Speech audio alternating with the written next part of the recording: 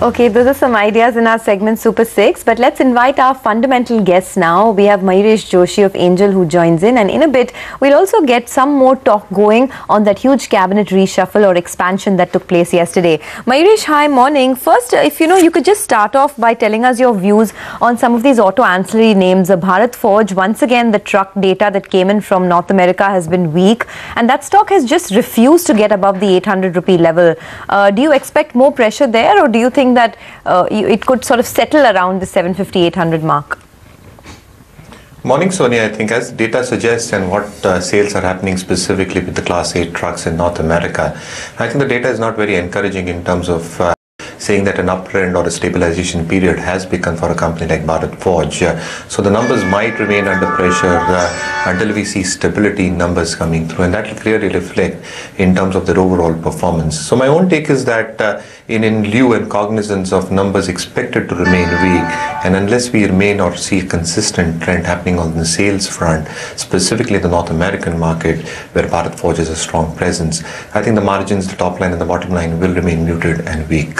So yes, I think the stock might remain under pressure. So I think one must really wait and watch for the numbers to probably come out before one takes a call on the stock. Mayuresh, hi, morning. What about Ashok Leyland? Because after a long time we have seen a bit of a minor derating in that stock, and clearly the sales momentum is slagging a bit. How are you positioned on this stock? Morning, Anuj. Again, I think it's the same story, right? On the MHCV side, I think with the kind of volumes and numbers that we were used to month after month, I think that performance might not get repeated. So I think you are going to see a period where the readjustment probably happens. The discounting factor, again, is a big factor, specifically in terms of sales. I think we've been hearing a lot of managements coming through and saying that we've almost seen the peak of cycle. But I think that has to slowly and steadily start coming down. Unless you see a meaningful trend happening on that front, along with the competitive pressures that a whole host of these MHCV players are facing. My own take is that the numbers might be a little bit soft, but again, I think the MHCV segment is expected to deliver in terms of volume growth for the better part of FY17, and our own sense is that once we see the capex cycle revive, I think the MHCV segment can be a key beneficiary. The other link to this argument will also be how the LCV sales are panning out. LCV sales have remained extremely weak if I take a 1 or 2 year chart. But again, I think if you look forward and the last mile connectivity that these LCV players can offer, and one really assumes that the second half or the first half of FY18, I think the capex cycle along with GDP improving because of introduction of GST expected this session, I think that can have a huge telling effect. So I think one really needs to understand how the numbers are panning out. The numbers might be a little bit soft for the next couple of months, but my own sense is that MHCV sales should resume their uptrend. Coupled the fact with that LCV sales should complement and supplement players like Ashok Leyland and the other players within this segment. So I think I'd been optimistic on the MHCV segment. Okay, we'll keep coming back to you, Mayuresh, in a bit. But first, let's revisit that big story from yesterday. There was a major political upheaval that took place yesterday with the cabinet expansion. Now, as we know, Smriti Irani has been moved from HRD to textiles. Jayant Sinha has been dropped from finance ministry, moved to civil aviation. And Prakash Javadekar, well, that was the biggest bumper, double promotion over there.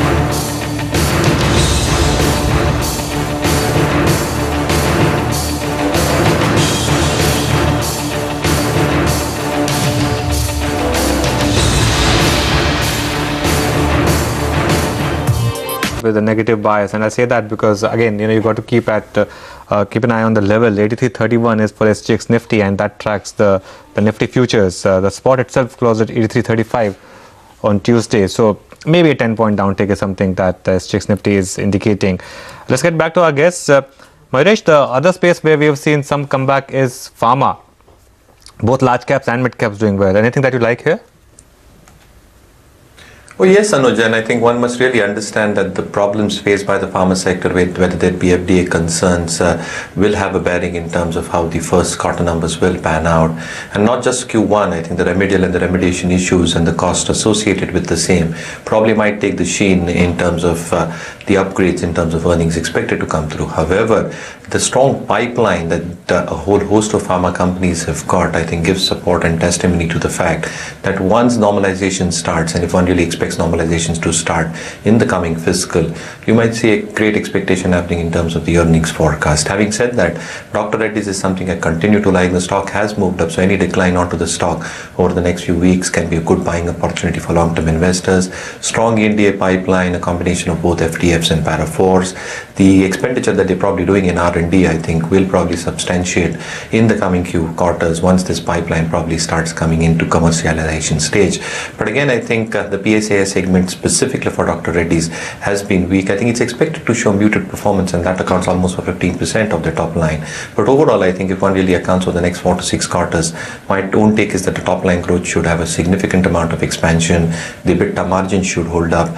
And again, I think with the strong pipeline that they've probably got, my own take is that the bottom line growth should be equally good as well. So Dr. Reddy's is something that I'll continue to prefer from the large cap pharma space. Okay, so that's a word coming in on Dr. Reddy's. Mayuresh, are you interested in any of these companies that have won the Mumbai Metro order, the second phase, J. Kumar Infra, ITD Cementation? Now again, Sonia, I think yes, I think the order win has been quite substantial for a whole host of these guys. But again, I think one must really understand that it's a long phased out order. I think I think once the order probably comes through, the execution this is going to take time, and what will happen on the numbers on the balance sheet is going to take much longer. So yes, I think sentimentally positive for a whole host of these stocks. But does that immediately change the dynamics from a 17 perspective? I probably don't think so. I think execution issues, probably delay in execution, cost overruns. You're not really sure how these projects probably pan out. So sentimentally positive, but I think it's not a game changer in terms of numbers, at least for FY17. Okay, Manoj Muridharan also joins now from Religare Securities. Manoj, hi, good morning. We'll discuss the index levels in a bit, but first a couple of stock calls. You have picked 2 pharma names. Pharma has done well, Lupin and Cipla. Right. Right, Anuj, you're right. We like pharma as an index as well, and I guess it might outperform for this month of July. Precisely on the index, I guess 11,920 at least on the levels is what we are looking at. Lupin is a top pick. We have seen good buying, and mostly is following the concept of VWAP, whereas we are seeing buying in the cash market. So we recommend buying the stock futures around 1555 with a stop loss of 1525, and we have a target of 1620 on that. Cipla is another call as well, which we are quite optimistic on that. The stock has currently at 508. We recommend buying that with a stop loss of 498. It has got an initial target of 532, but then ultimately we feel it has got more room on the upside. Somewhere close to 553 is where we might see some distribution. So this would be the top 2 picks from pharma, at least in the short term. And what is your call on Century Textiles? Yeah, Century is a buy as well. Sonia, we've seen good long built up, and we believe this sector is getting its share of money, at least when the leading sectors would shy away from the market, at least in the first fortnight of July. So Century is a buy at 680. We recommend buying that with a stop loss of 660, and a target somewhere close to 704 to 708 is what we're expecting on Century Textiles. Okay, well, pre-open rate should start anytime now. Ashwini, any thoughts on any IT names? We had Infosys and TCS, of course, going through decent correction post Brexit, and that sector has still not been able to come back. See, chances are that it will underperform for a while, but obviously, since there is some amount of bad news that's priced in, if you really are a longer term player who can wait for this period to pass, probably these are good levels to get into these stocks. You could easily have a 30% upside on most of them. The downside appears to be low, but they may not immediately rally. Okay, pre-open rates are now trickling in, and what's interesting is going to be ITC, because just a week back it made a 52-week high and was looking like the strongest stock, and from there it's really turned back, and in fact, excuse me, at this point down about 7% from that 52-week high. So keep an eye on that. Decent volumes on ITC. Let's see if there's any kind of adjustment that takes place. As of now, pre-open rates are indicating a flat start. That's something that the SGX also indicated. Among other stocks, State Bank of India has shown minor uptick. I'm talking about stocks where we have at least some decent volumes. Hindalco is in the green. Hindalco has been one of the strongest stocks. Axis Bank is a bit in the green, so that's also something to watch out for. That's the rupee opening, by the way. 67.46, so flat. Really, I can't see too many stocks actually moving up or down. Dr. Reddy's maybe 1.5% higher. In fact, a pick of a couple of our experts as well. So that's doing well. But Sonia, not too much that I can spot right now. No, not much. In the mid-cap space, there are some. You know, J. Kumar Infra has won that order from the Mumbai Metro Phase 2. So that is up almost about 3.5%, J. Kumar Infra. You have Bharat Forge that's just under a tad bit of pressure right now because the Class A truck orders have been disappointing for the month of June. Soba Developers, Soba Limited as it is now called, has had a very lackluster quarter gone by, so that's on Soba Limited. And a couple of these fertilizer stocks are correcting after the run that they had last week, or rather a couple of days ago. So RCF was down in the red. Ashok Leyland is also sulking a bit, down almost about 0.3%. So no, the market is just about hanging on to the green line, which is not a bad thing at all. 83.50 at least continues to hold right now. But Prakash, I wanted to check with you on some of the big movers that we've seen in the last fortnight. You know, we were chatting about Dr. Reddy's, and that move just continues on the upside. 3,500 now on Dr. Reddy's. You think there's more to go there? Yeah, Dr. Reddy can certainly go up because it's given a beautiful breakout 3275 on a higher term time frame basis. So upside to around 3,700 on, if you're looking at a slightly longer term perspective. In the short term, there could be some kind of a sideways move, but I like basically Sun Pharma within the sector. That shows me that I'm trying to go up. Like consolidation is going on. We could have a big up move either today, tomorrow, or day after. But the structure tells me I'm going up. Buy me. That's the way it is. Okay, let's keep an eye on Max Ventures as well, because it kept having that 5% circuit. The circuit has been revised upwards on that one, and the pre-open is indicating that even now there's no entry in this stock. In fact, it's frozen, and look at that. That really is, I think, going to be the stock of the day. There's a circuit revision on this one because it's having volumes of nearly 1 lakh shares in pre-open. Max Ventures. We should revisit this story because keep in mind it listed somewhere around 50. That was that couple of days you saw some entry opportunities, but from that point on, it's really been one way forward for that one. 16% higher right now. Mayuresh, do you track this one, Max Ventures? No, unfortunately, Anuj, I think I don't track Max. Okay. From the NBFC space, Mayuresh, what tops your list now? We also have the PNB housing IPO that's coming in. What would, where would your interest lie? So again, Sonia, I think if you have a larger landscape within NBFCs, I think housing finance companies is a space that we have liked for a length of time. And with expectations of retail advances expected to grow at a very faster clip over the next few quarters, the cost of borrowing expected to come down. Our own sense is that the spread in NIMs for housing finance companies will improve and expand going forward. Having said that, I think one really needs to be stock specific here because some of the housing finance companies have probably moved in terms of their earnings multiple. The other set of NBFCs might be these whole clutch of microfinance stroke small payment bank companies.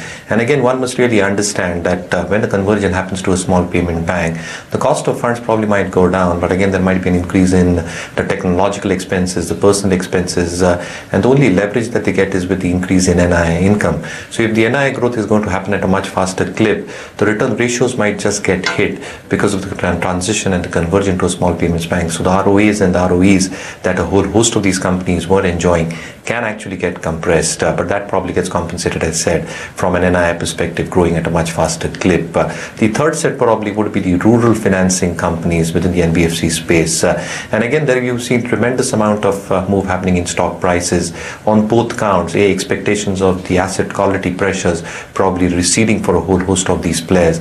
And again, I think some of these players have actually moved out. They've actually lowered down their reporting days from 180 to 150, from 150 to 120. and that probably might have a telling effect in terms of increased provisioning. But with improved monsoon forecast, the own sense is that the asset quality pressure should start receding, and whether that probably translates into balance sheet growth and valuations is something to be looked out for. So as a space, I think housing finance is something that I remain extremely optimistic about, but I think a stock specific approach when it comes to the microfinance to small payment bank, and again I think the rural financing companies. Okay, just stay on. In fact, I was asking you about some of these award winners of the Mumbai Metro Phase 3 project. J. Kumar Infra is one of them. JV in which J. Kumar Infra features has won the Mumbai Metro Phase 3 order worth 5,000 crores. Sure.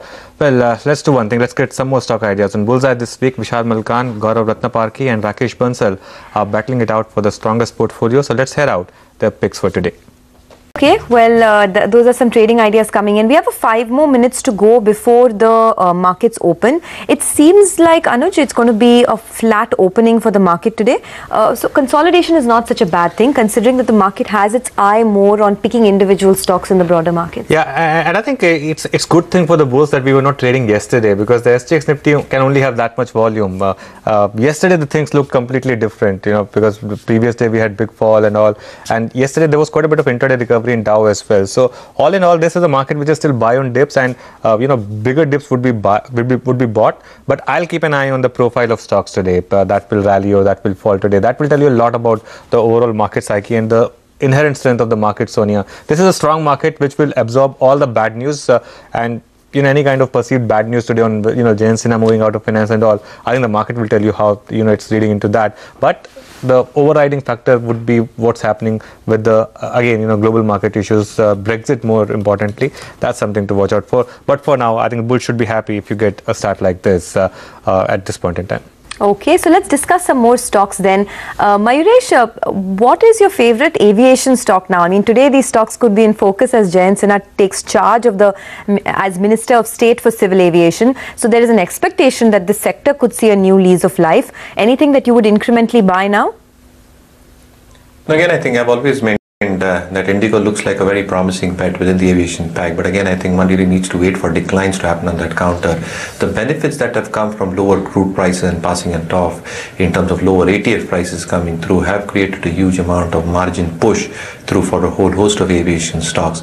Couple that up with the load factors probably improving over the past few quarters has aided and abetted their top line growth. However, going forward, I think if one really assumes crude to stay in this range of $50 to $60 a barrel, I think the incremental benefits from lower crude probably might not come into the balance sheet as one really expects. So it's going to be incremental operational performance that probably comes. So Indigo, in my opinion, is best placed in terms of their cost dynamics, whether it be cost optimization or cost efficiencies. But one really needs to wait for decline. So I think I like Indigo from the aviation pack, but again I think the stock needs to correct from the current levels before long-term investors start getting in.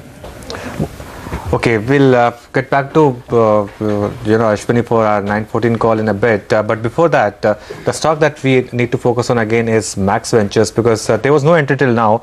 The 5% circuit has been revised upward. Max is not alone. There are other stocks as well, but we'll have our focus on Max Ventures. Varinder will tell us. Of course, you heard him first at 45 rupees, but he'll tell us how valuations are looking now at 77. Varinder? Well, at 77, the market cap of this company is nearly 400 crores. If you look at the financials, revenue at 700 crores, EBITDA at 73%, that means margins of 10%.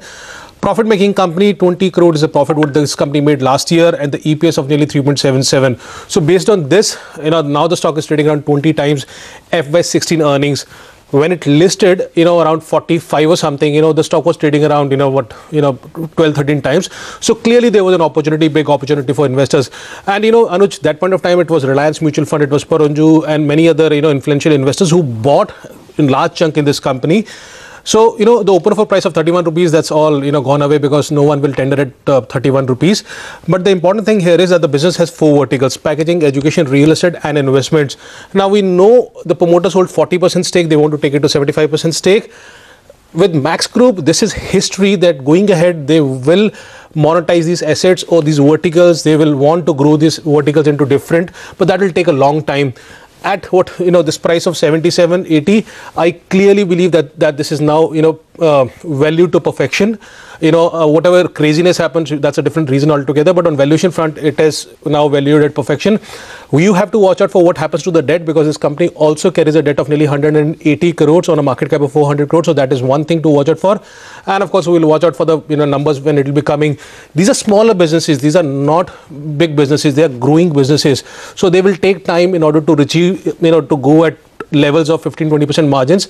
So it will take its own time. But 240 crores market cap, Max Group, it was a bargain at that level. Oh yes, in fact, when we spoke to the management as well, they hope to grow the packaging business from 45,000 tons per year to 75,000 tons over the next 2 years. But we just have about 30 seconds left. Ashwini, what's your 9:15 call? See, Reliance Infrastructure, that's a buy with a stop of 560, target of 590. Okay, so that's Reliance Infra, the 9:14 call for Ashwini, his top conviction idea in today's trade. For now, let's shift focus to the market opening. Just about 10 seconds left for markets to open, and really it's going to be about mid caps because it looks like the large cap index is going to open flat. In terms of individual stocks, looks like IT is set for a bit of a rough day. At least for starters, it looks like that. Let's see where the rates are. The first opening should be in the red. Okay, 83.38, it's mildly in the green, but if it has to move back towards SGX level, it should move into the red.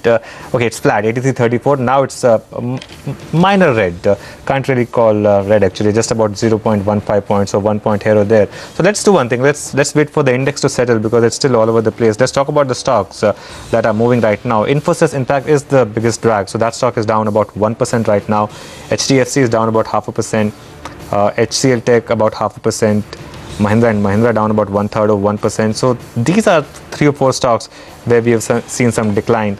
Tata Motors DVR also about 0.5% lower. ACC, one of Prakash's sell calls actually, is down about 0.5% as we speak at this point in time. And NTPC and Bajaj Auto are the other names on the downside. It's really Infosys that stands out at this point in time. On the way up, it's been a remarkable rally for Hindalco. That stock is now up 50% for the year, including today's gains. So 2% higher in trade today. ITC has made a bit of a comeback, so that stock is higher by about 2/3 of 1%. Dr. Reddy's, one of the strongest stocks of late, that is higher by about 1%. Coal India up about 0.5%. Bank of Baroda up about 0.5%. Idea up 0.5%. So a lot of 0.5% movers today as far as the index is concerned. Net, the market is absolutely flat with a bit of a downward bias, down just about 6 points, and action yet again is actually in the mid cap, Sonia. Well, if you'd want to call it action, I mean, it's comparatively action, just about 0.2% higher there. Kalpataru Power has bagged a big order, almost 2,000 crore order coming in for Kalpataru Power, and that stock is up almost 5% right now. In fact, we'll try and touch base with the management to find out more about this order in a bit. Before that, you also have a couple of stocks that are reacting to news. Max Ventures, 14% higher now on that particular counter. As we told you, the circuit limit has now been tweaked. Okay, that's adjusted itself to about a 9% up move right now. Circuit limit at about 20-odd%. You have the JP Group stocks that continue to rally. JP Associates is up another 5%. JP Power is up another 4% after that Ultratech deal that took place on Tuesday. These companies that have bagged the Mumbai Metro Phase 3 project order are also up. So ITD Cementation has hit a new 52-week high today at 150 rupees now on ITD Cementation. J Kumar Infra is the other one that's also rallying.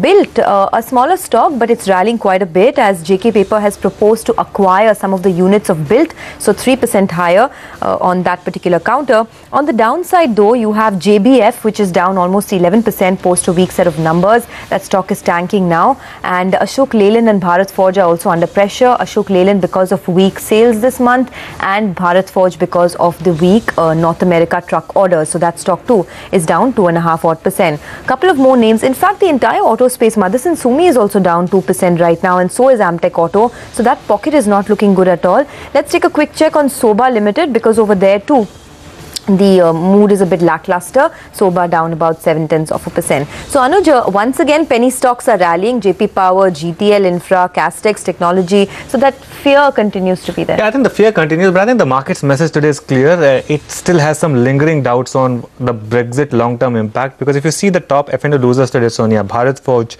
is down 2%, HCL Tech is down 2%, Ashok Leyland of course is a different issue, but Motherson Sumi is down about 1.5%. So, all the UK related stocks clearly are showing showing a bit of a decline. So that maybe is a bit of a worry. But at index level, don't know, if you can make much out of this. 83.27 now.